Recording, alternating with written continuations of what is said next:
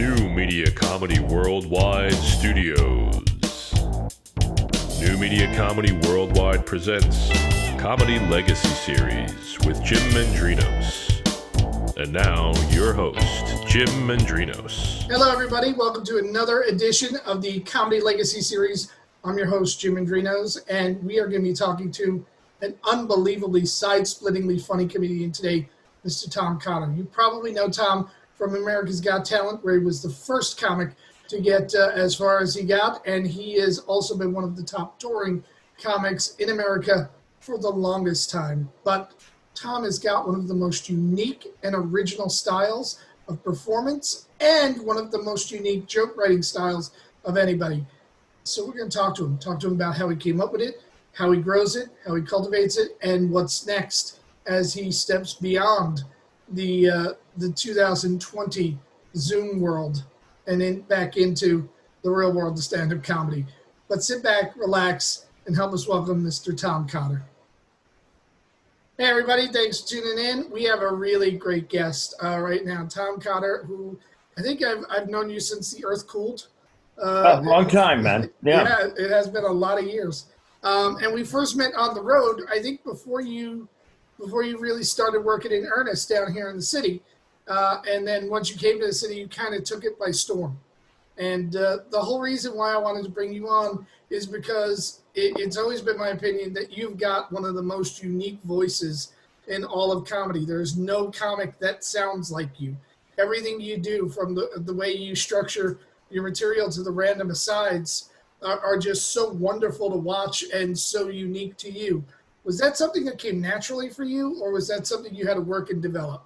Well, first of all, let me say it's an honor. Thank you very much for having me. I'm a big fan of yours, obviously, Mutual Admiration Society. And then you asked me to be a part of this. I was thrilled because, as you know, because of this pandemic, I have a lot of free time. So this is wonderful. I get to do something career affiliated. And to your point that you say it's so unique, I have to say that it really goes back to vaudeville. The style is, it's kind of misdirection, which if your listeners know, Wendy Liebman or Brian Kiley or Don Gavin, any of those people do a similar kind of thing. Gavin, I think, does it the best because he does it with a thick Boston accent and an attitude that none of us have. Yeah. But it's born out of ADD, and I hate lulls. So the structure generally is the setup, then the punchline. But with us, the people I just mentioned and myself, it's setup, punchline, then tagline, tagline, tagline. You tag a joke to death, almost ad nauseum. And each tag takes it in a little bit of a different direction. It's a left turn or a curveball or the misdirection, as I mentioned before. I think that's the best way to kind of to clarify it if you're not familiar with it. Yep. Now, how much of that was when you started, that's your natural voice? For instance, when I started, I was a huge Freddie Prinze junkie. So I listened to Freddie Prinze all the time. And when I started, I kind of naturally sounded like him and had to evolve into my own style. What about you? Who were the guys that you loved, and how did that influence your style?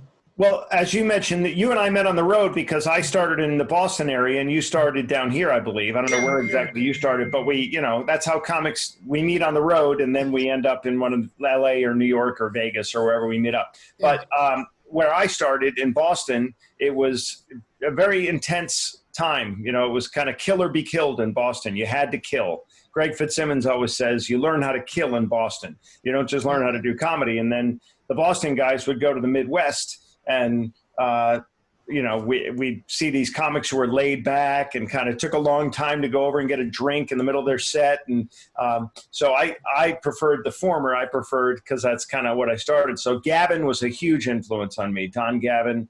And most comics, I think, emulate somebody and pretend to be that somebody for a little while until they find their own way.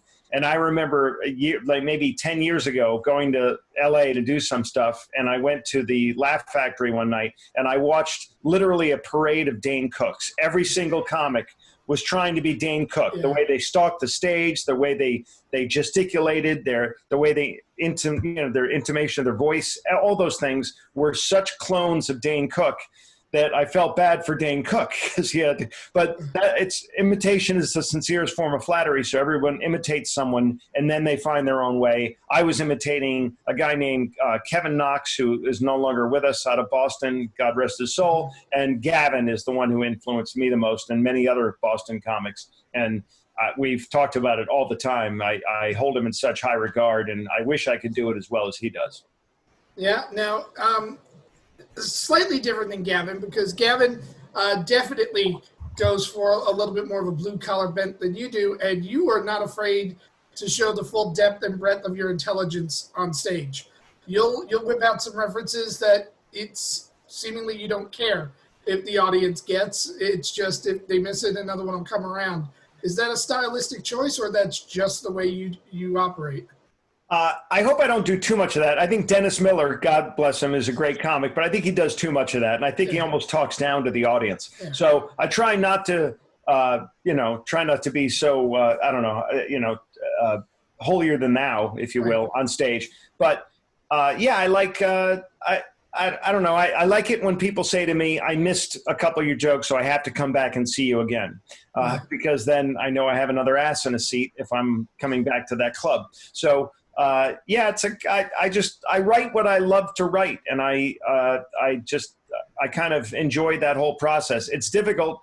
People say, have you ever hired writers? And I'm not above that. I would, but nobody writes that style. I can't hire Wendy Liebman. She's higher up the food chain. I can't hire Kylie because he already makes tons of money doing the, Conan thing. So those are the people who kind of get my style. And other people have tried, and I thank them very much for trying, but it's a different kind of style, and it's hard to write for. So, yes, I think everything's a conscious decision. Some of them are bad decisions, though, Jim. I've made some bad decisions over 30 years. Yeah, I think we all have. But obviously you're doing something right, because you had a major takeoff within the last 7 years, America's Got Talent? Was it 7 years ago? It was 2012, 8 years ago now. Yeah. 8 years ago. Yeah. And that was, it was when the rest of America found out what we comics knew, and that's how good you were. Very kind.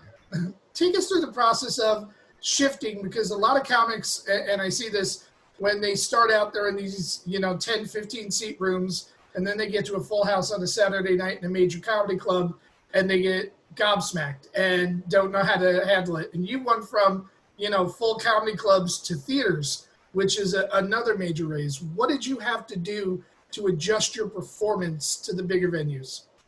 Well, for the show, it was not as difficult for me as it would be for other comics, because to your earlier point, I'm kind of a rapid fire guy. And on America's Got Talent, they only gave you 90 seconds. So a guy like me, I can cram in many more jokes in that 90 seconds than my wife, who's also a comic. God bless her, is a storyteller, and it takes her 5 minutes to say hello to the audience, whereas you don't have that luxury of time on these shows. So adjusting it for the television show was not hard at all, just getting stuff past standards and practices.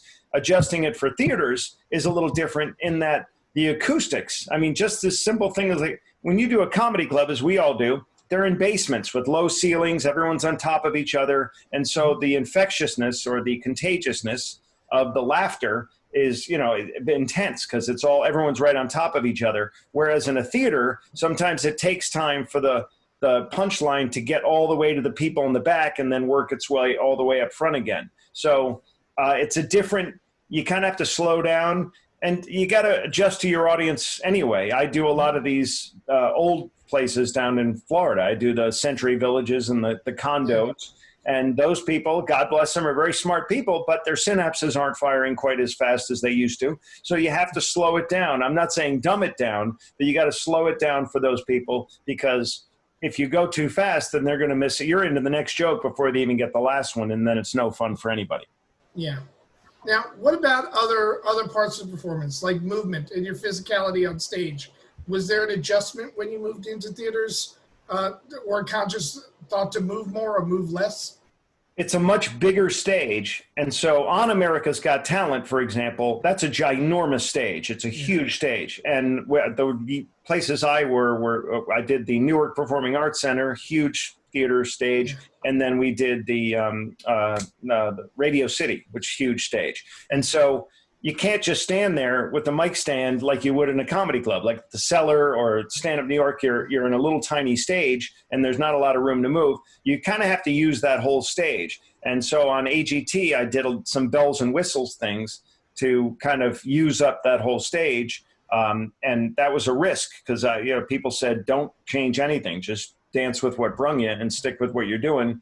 And I said, I can't, because the guy who plays the earth harp he's added singers and dancers and a woman flying around on a wire above the stage. And I just can't come out and be a monologist. You just can't. You have to do stuff.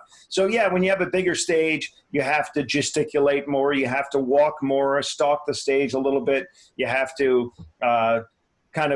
play to the balcony, and then you got to play to the people on this side and this side, so no one feels left out.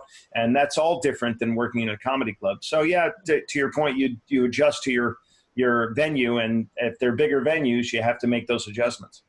All right, let's roll it back to the beginning, because we all start out the same way. We start out in pitifully small clubs in horrible places, and then we get a couple of opportunities at some of the better rooms. I'm sure for you that was places like Nick's up in Boston and those kind of places.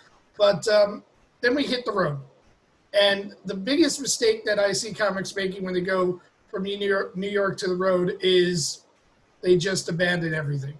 They just, these people will never get it. And I found in my travels that funny translates everywhere. What adjustments did you have to make going from a huge city like Boston to when you finally hit the road? Well, I started, as you say, in Boston. So I started at Nick's Comedy Stop. I started at, not the Faneuil Hall Room Comedy Connection, but the little one down the street, the little basement. Those are the little tiny rooms that I started working in. And by the time I was ready to go on the road, to your point, funny's funny. Funny, it plays well in Omaha as it plays in New York. I slow it down a little bit when I go to the middle of the country, because they just have a different way of it. They're not into the New York and Boston kind of rapid fire in your face attitude and delivery. So you have to slow it down a little bit for those people as well. But again, not dumbing it down, just slowing it down, making it more maybe conversational than just a monologue.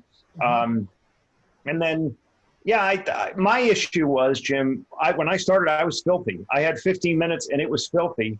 And the headliners pulled myself and Mike McCarthy, who you might know, and Joe Rogan, with the three guys. We were like the three amigos out of Boston, and we were filthy. And none of the headliners wanted to work with us. And it wasn't because we were good. It was because we were filthy. I had 15 minutes of filth. And they gave an intervention to me at one of the clubs.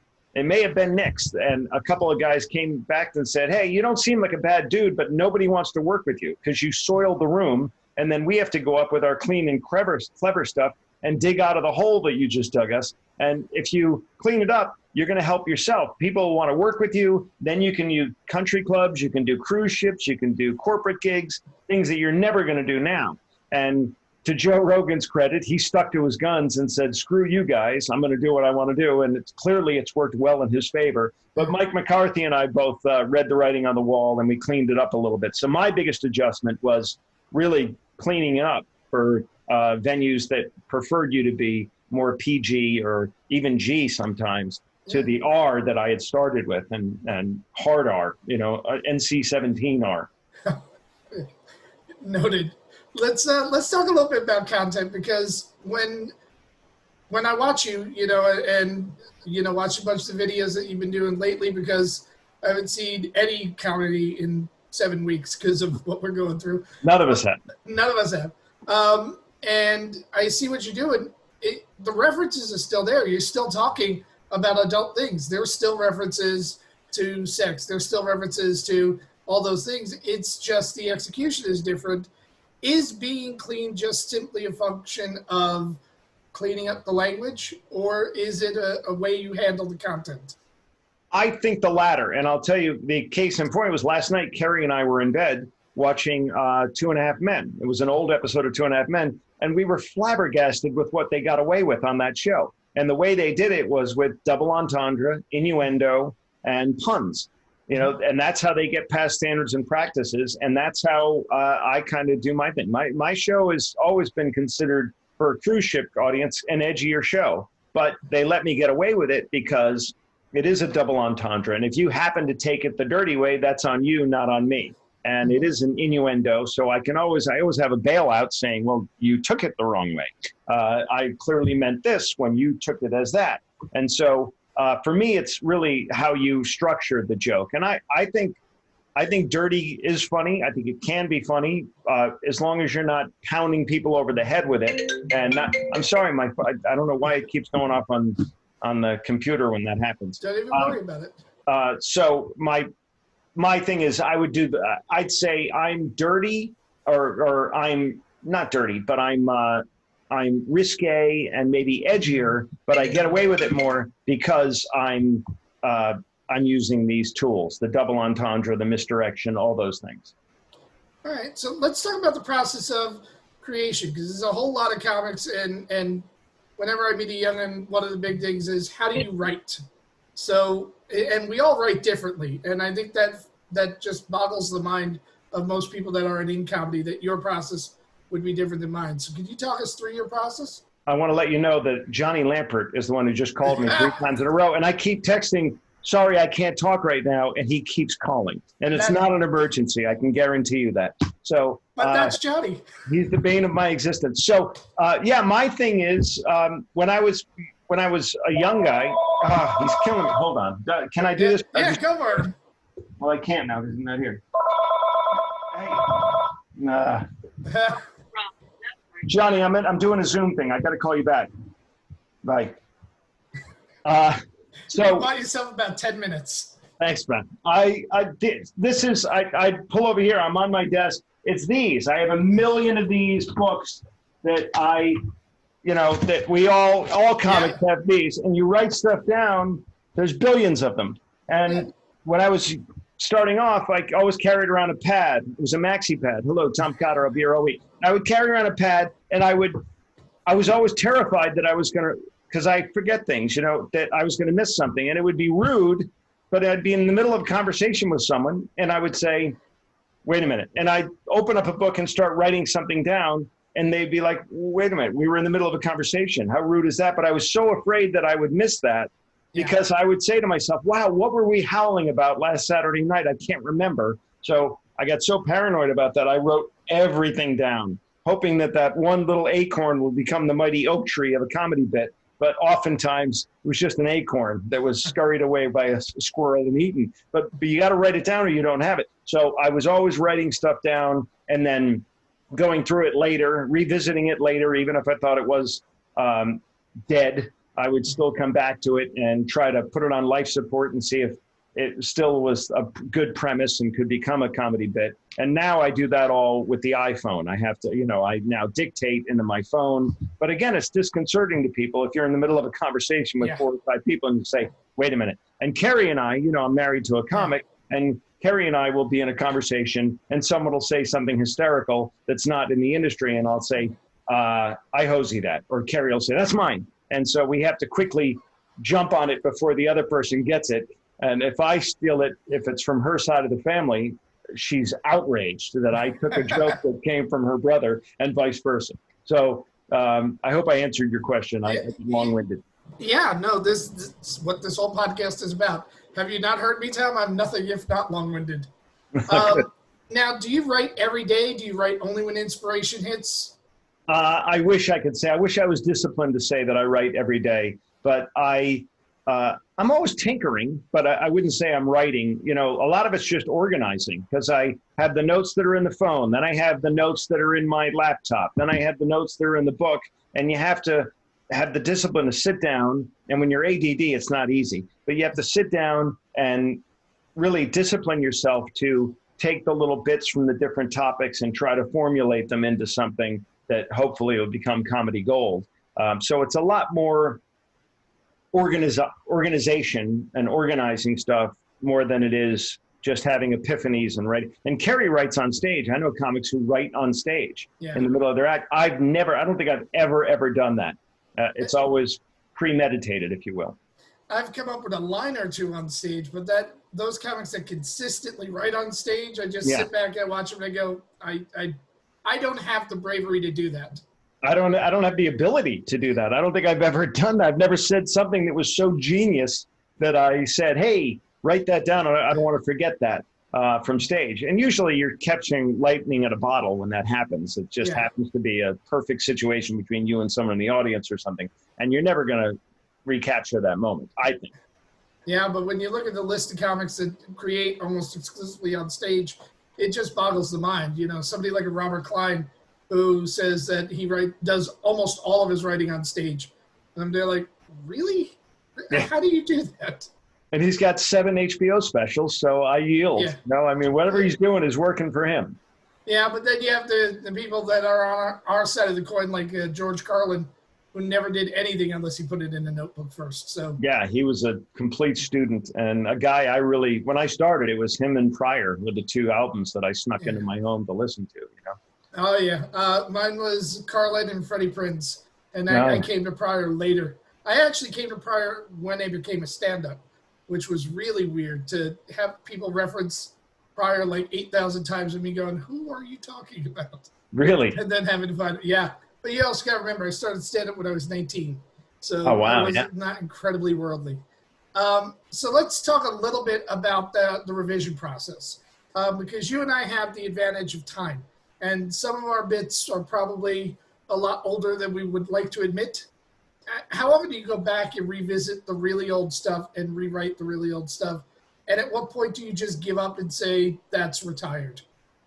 I think some stuff just has a specific shelf life, and once it's expired, it's expired. I rarely pull out the Falkland Islands War jokes anymore. Those don't seem to do it. Yeah.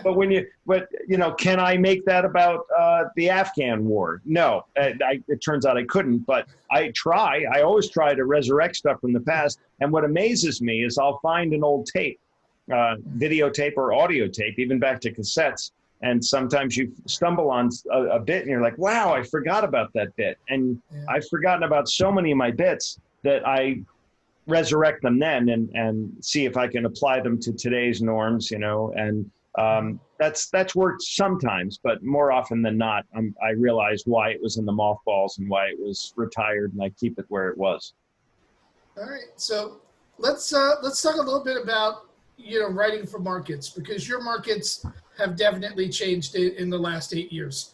You went from clubs to theaters. You're doing a lot more on television than a lot of other comics are. Do you write for the markets you're in now? Do you write for the markets that you're going to?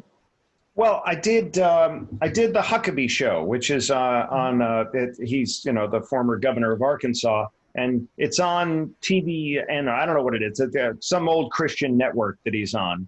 And now he's having stand-ups on. For the last couple of years, he's been having stand-ups. So for that market, I wore literally flag pants. I had red, white, and blue pants. I wore a blue blazer, white shirt, red tie. And I clearly had to be, when you're always clean when you do TV, but for that audience, I had to be squeaky clean. Yeah. And so, you kind of have to play to that market and whatever market you're in. And I made sure that I didn't do anything that was too over the top, even within innuendo and double entendre. I was trying to be as squeaky clean as possible. And the problem with that was, though, at the end of the show, he held up my book. My book is back here. And he said, it was right before Father's Day last year. And he said, you should buy this book.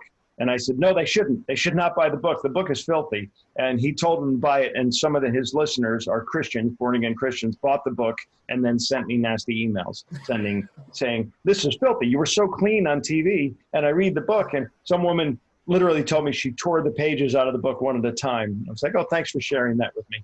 But yeah, so you play to your audience. You play to a bigger room. You play to a certain demographic. When you're in Florida, you're playing to elderly white people. That's a different audience than working at a college where they want to hear about the drunken roommate and they have no interest in hearing about being married. So, you tailor your act. And you and I, we've been at this for over 3 decades. So we have an arsenal from which to pull. And then you go into that venue and pull from that arsenal what you think will strike those people well. And sometimes you make a mistake and pick the wrong bit or the wrong material. But more often than not, if you've been at it for a while, you know what you're going to get away with.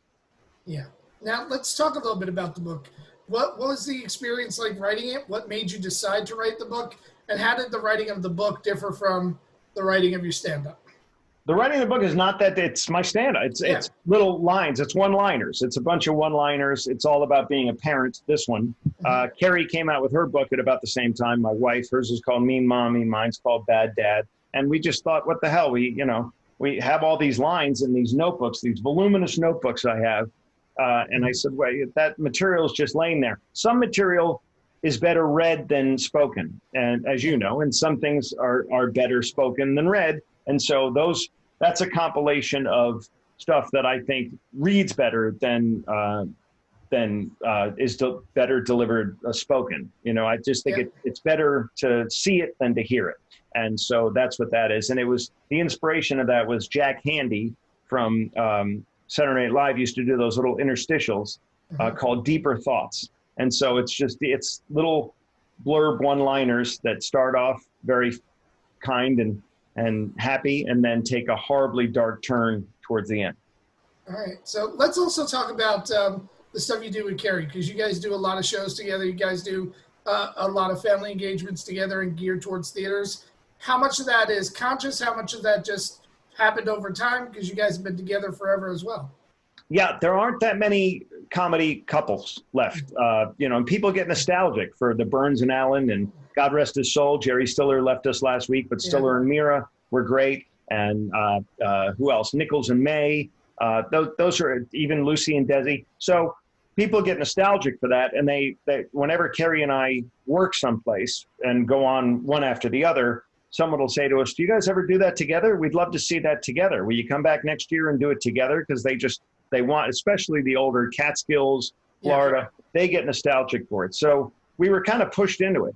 And to my earlier point, it's difficult to merge our styles because she is this long storyteller, and it's a very funny story with a great payoff at the end. And I'm more the ADD rapid fire one-liner guy with a lot of taglines. So merging those two styles is not easy. And traditionally with a comedy team, you have a straight person, you have, the zany, funny guy, let's say the Smothers Brothers. Dickie always sets up Tommy.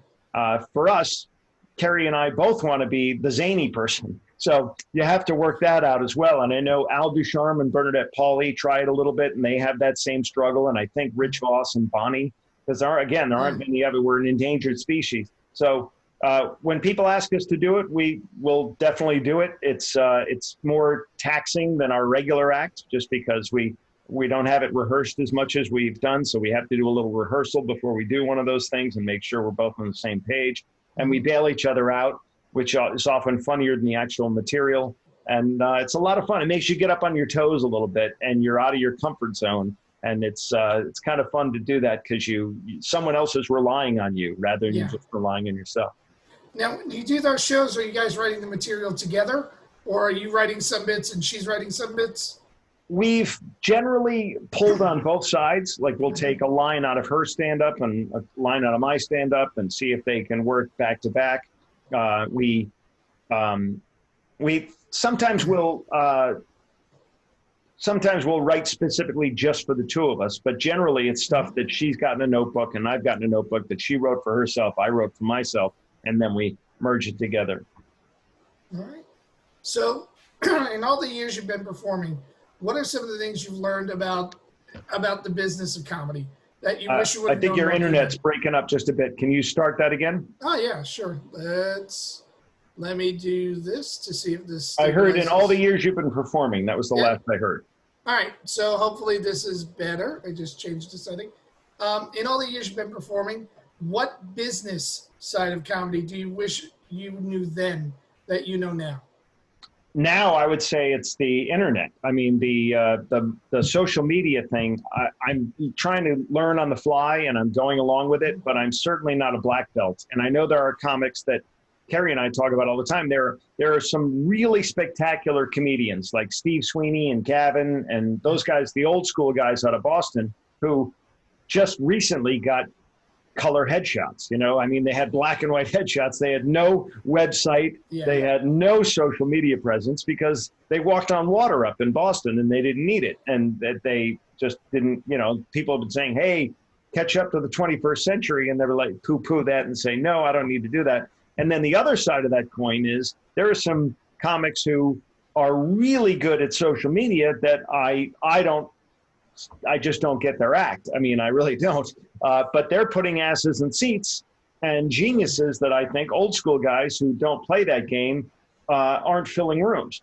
So it's a necessary evil now to be able to play the social media thing. And I wish I'm learning on the fly to this day. You know, the whole Zoom thing is kind of a new experience for me. And now TikTok is something we have to do. And before that, it was Instagram. And before that, it was Facebook, and all the way back to MySpace. And we all saw what Dane Cook did with MySpace, and we all were envious. And so I'm trying to get better at that aspect of it, which I guess you could put under the banner of marketing. I wish I was a better marketer, but I think we're supposed to tell jokes. We're supposed to be the creative people, and then you're supposed to have a manager or an agent or someone that's supposed to do the other end of it. But now it's kind of every man for himself, or every woman for herself. You have to be a jack of all trades. You have to market yourself, you have to promote yourself, and you have to bring the funny. It does seem to me that the onus has gotten on us to do all the jobs. Yeah. When I started, it was just show up, be funny, and they even paid airfare way back in those days. Yeah. And now it's, in addition to all the other jobs I have to do on stage, well, how many people can you bring in the audience? It's somehow in the last 5 years, the industry turned into us all doing bringer shows in one way or another. Yeah. So now let's talk about, because you're in some really great venues, but they're eclectic venues. You talked about cruise ships. You talked about, going down to the Condor circuit. You talked about, clubs, and you talked about theaters. Those are 4 very different, styles of venues. And do you need time in between them? Are you able to go from one to another seamlessly? Is it a mindset that you have to go into? For instance, in the senior centers, you mentioned having to slow down a lot. Does that then bleed into your next show when you're in a theater, or are you able to compartmentalize? I think I've been at it long enough that I can kind of switch gears when I have to.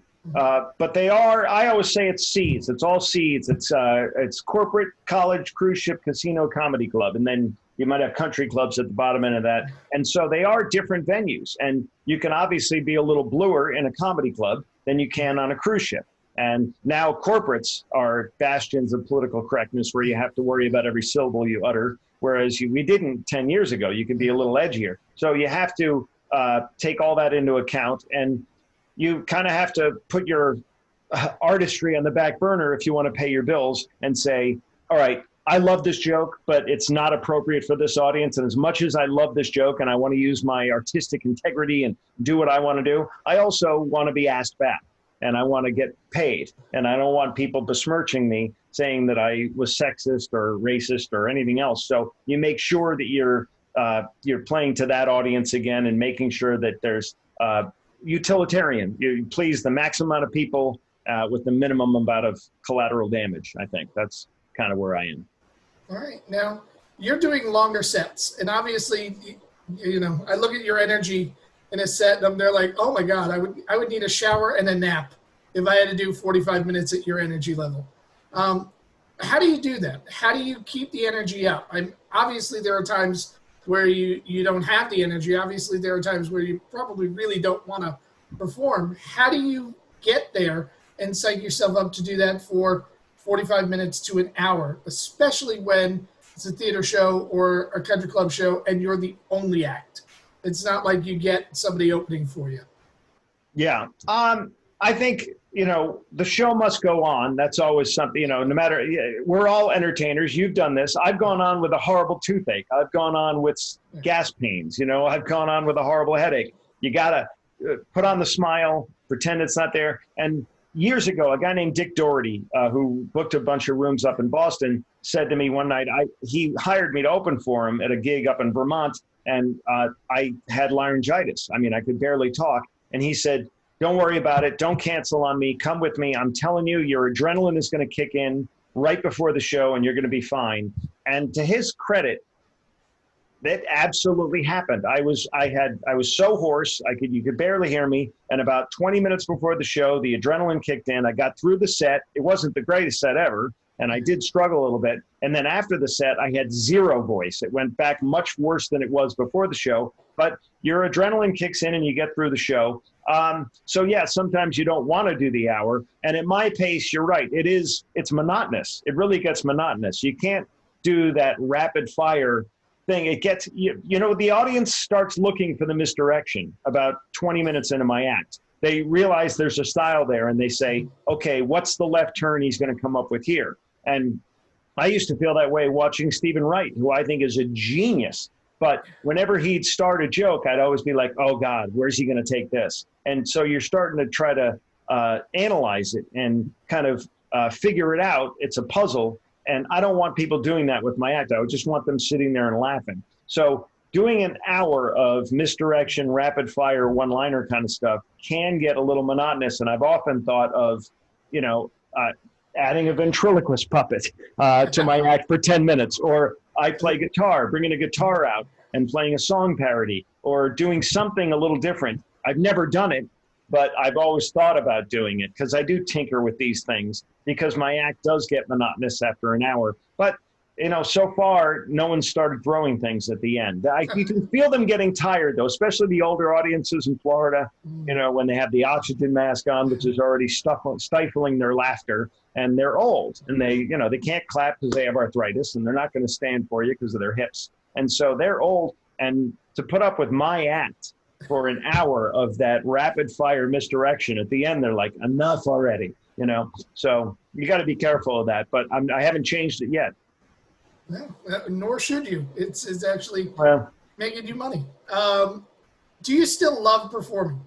Yes, that's why I'm devastated about this Corona thing. I mean, I haven't worked. March 15th was my last gig, and it was down in Florida. And since then, everything else has been Zoom. I've done a bunch of Zooms. I'm doing one again tomorrow night. I did one this morning, and they're okay, but you just don't get that same interaction. They unmute 10 people so you can hear some laughter. Well, you're also hearing their dog bark and the baby cry and then ordering pizza and stuff like that. It's different than being in a comedy club. And that's what I've always done. And Kerry and I always say, what are we going to do when we're getting ready to retire? When are we going to retire? We're not going to retire. The comics never retire. Go to the Friars Club anytime you want and see these guys in their late hundreds still shuffling up to the podium to tell jokes when they already have a World War II pension. They have a pension from residuals from show they were on in the 50s, but they're just hams. No one wants to quit. George Burns was hired when he was 100. So we'll just keep doing it.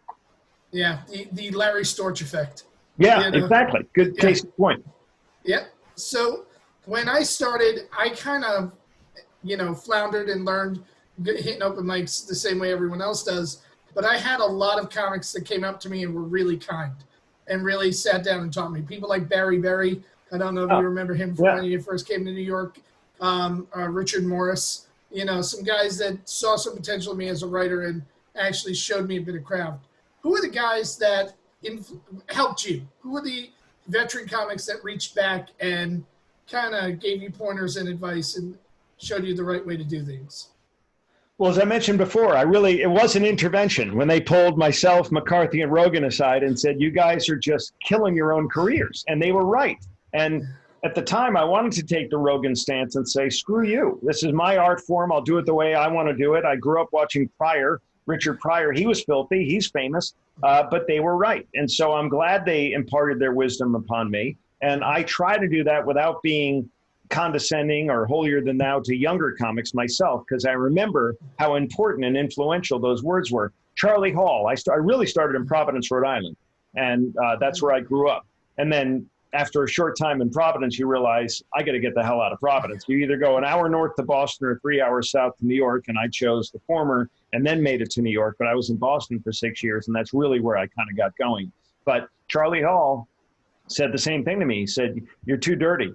Because I thought you had to be dirty. And he said, you're shooting yourself in the foot, and it's really going to limit you if you really want to make this a career. If you want to make this a hobby, have at it. Be as dirty as you want. But if you want to make this a career, you're limiting yourself by being as dirty as you are. And guys like Kevin Knox, who I mentioned before, was a big influence on me and such a good dude to me and hired me to open for him all the time. And that downtime, you do half an hour on stage before the guy, but the downtime of in the car together, in the hotel, having meals together, hearing old war stories and their experiences, that is invaluable. I mean, that is something you not only does it help you, but you treasure those memories of that time you bonded with these guys who had been at it longer than you and that you look up to. So Noxie, Al Ducharme was out of Rhode Island, and I really looked up to him back then.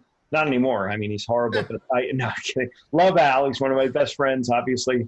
And then looking up to the Gavins, the Sweeneys, the Kenny Rogersons, those guys in Boston were all really good. And they tortured us. There was definitely a pledge program, in Boston. There was definitely a hazing situation where they would come up to you before your show, right before you're supposed to go on stage, and say, dude, you got to change your shirt. What? You got to change your shirt. You can't go on stage with that shirt. They're going to boo you. And then you're thinking, oh my God, this guy knows what he's talking about. I'm an idiot. I'm brand new open micer. I got to go change my shirt. Then at the end of the set, they're laughing at you because you fell for it. And I loved all that stuff. I really did. So yeah, I still look up to those guys, obviously in a different way now, but I value the times that they gave me their words of wisdom when I was starting out. All right. And if you were going to direct a young comic to people they should watch to learn the craft, who are some of the masters in your eyes that a young comic should study? Well, they may already know of people like Dave Attell, I think is hysterical. Brian Regan is, pound for pound, probably the best guy working right now. Yeah. And it's such a good dude off stage. So I would say watch those guys. Gaffigan has his finger on the pulse right now.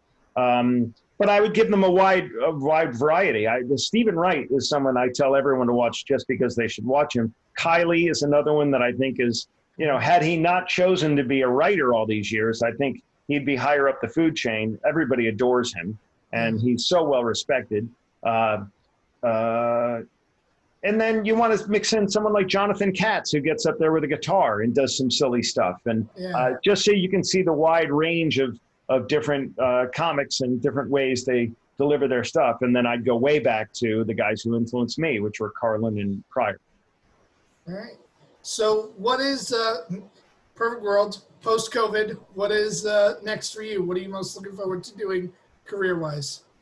This will be cliche, but I just want to get back on a real stage in front of a real audience and perform comedy. Now they're talking about doing drive-in theater shows for comics where people stay in their cars. I'm hearing that, and these Zoom shows are great, thank God, but they pay you literally 10% of what you used to get paid. And it's nice that you don't have to leave your house, but it's just, again, I'm not belaboring the point, but it's just not the same. So I really want to get back out there and work. Carrie and I are,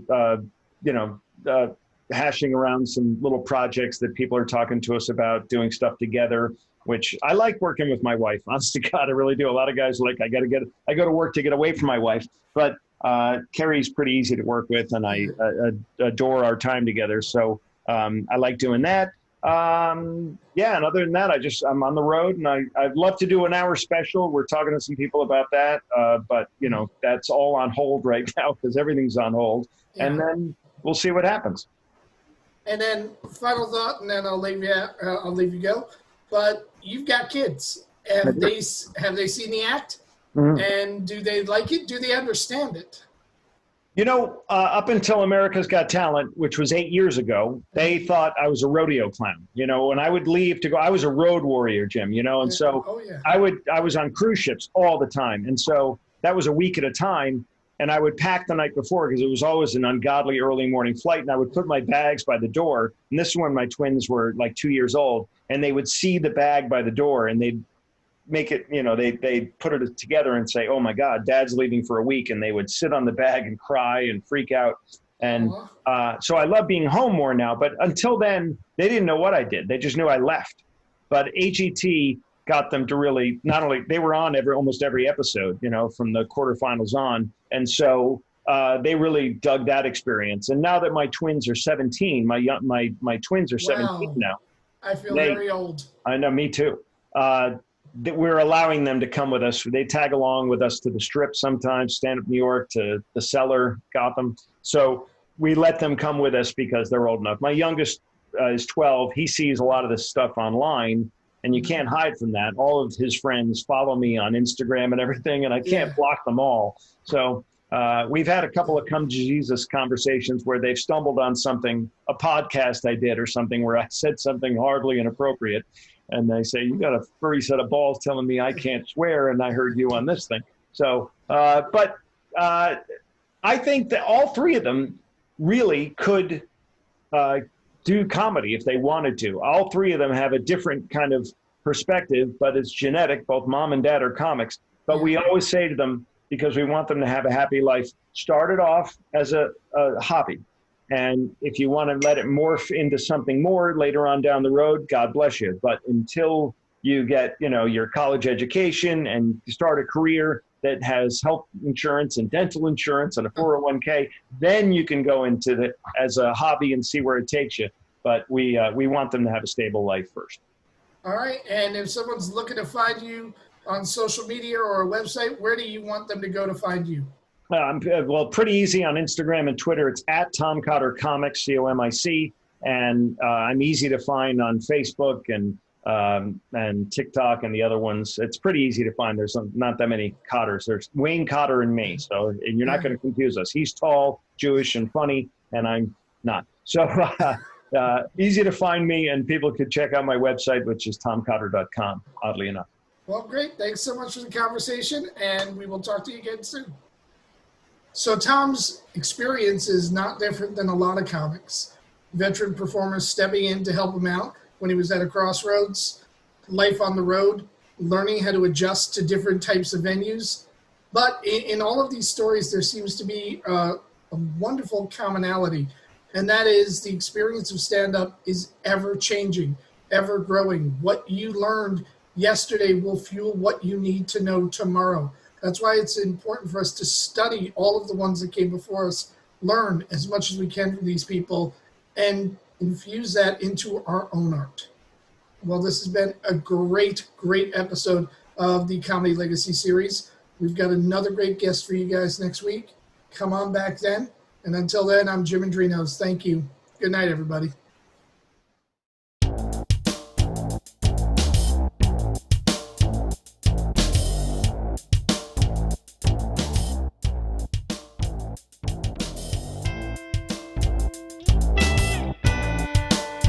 This has been a New Media Comedy Worldwide production.